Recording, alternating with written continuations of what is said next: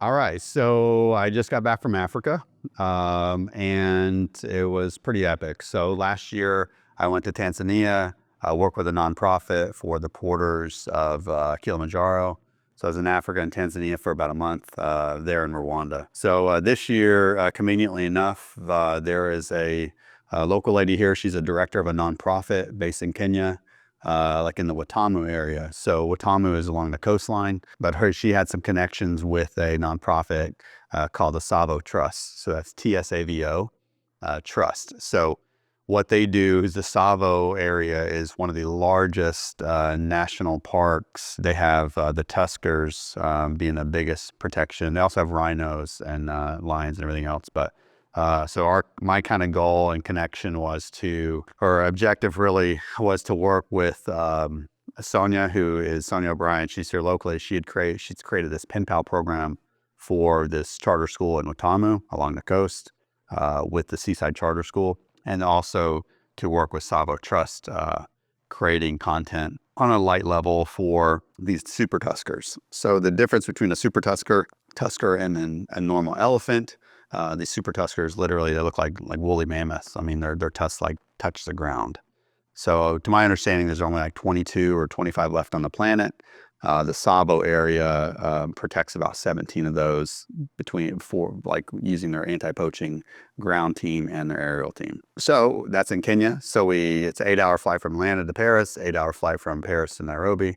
Got in Nairobi, did a 4-hour train ride south into Tsavo. We're there for a couple of days. First day was kind of rough because there's just some miscommunication as to expectations with the anti-poaching team. And we ended up looking for one of these tuskers for about 3.5 hours. And we're not really in a comfortable, these are like shovels bouncing around, rattling galore out of the back of this safari vehicle. But needless to say, it was, still pretty epic. I was able to pull off a couple shots. One absolutely beautiful tusker, not the super tusker, next to this water, this pond. It was absolutely beautiful. So we did that for 2 or 3 days. I was able to get the super tusker shot the next morning, like straight out the gates, like 10 minutes into it, and then some lions. And then we were kind of wrapped up. The other portion of this nonprofit, we're supposed to go to the community, kind of up north, which kind of got, they had their schedule change. And so we basically ended up with about 2 days extra that we're trying to figure out stuff to do. So after Tsavo, we headed to the coast. It's Watamu. That's about a 6-hour drive, and made it to Watamu. It's absolutely gorgeous coastline, which I had no idea what to expect. And Watamu is where I work with Helping Hands Africa. So we went to Watamu, and this nonprofit works with the community sponsoring kids' school. So they sponsor them all the way through graduation in high school. So the idea with this nonprofit was to create content like a day in the life of one of the students, and also have the parallel of the Seaside Charter School here in South Walton. So there's that connection there. So we spent the day. It was pretty cool.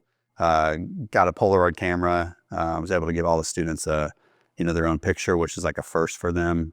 I personally worked with one of the students called, his name was Baraka. 15-year-old, just go-getter, gets up at 5 a.m., goes to the field, brings in 10 liters or 10 gallons of water every morning, takes care of his 83-year-old grandma and his 2 younger sisters, and then he walks 4 miles to school. So this guy was just a trooper.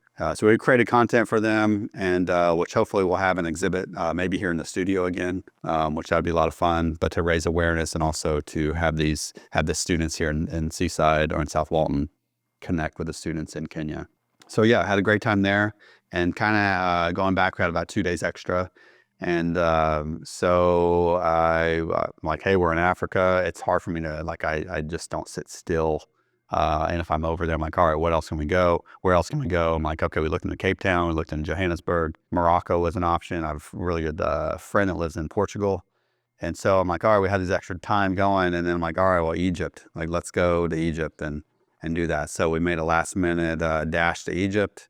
In the mix of it, we ended up having to pay off a government official for yellow card fever, which is a whole nother story. But we got to Egypt, got picked up at 8 a.m. from the airport, and went hard that day, from camelback riding to pyramids to museums to ATV tours.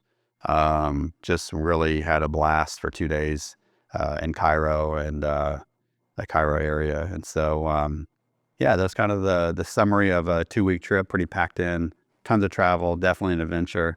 And I'd highly recommend both locations. Totally different worlds and variety of a population, from from hundreds of people to Cairo having like 25 million people. So yeah, that was my trip to Africa this in 2025.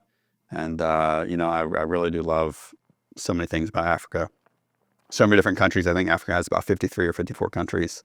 I've now only visited 4 of them. So there's plenty more exploring and adventure to come.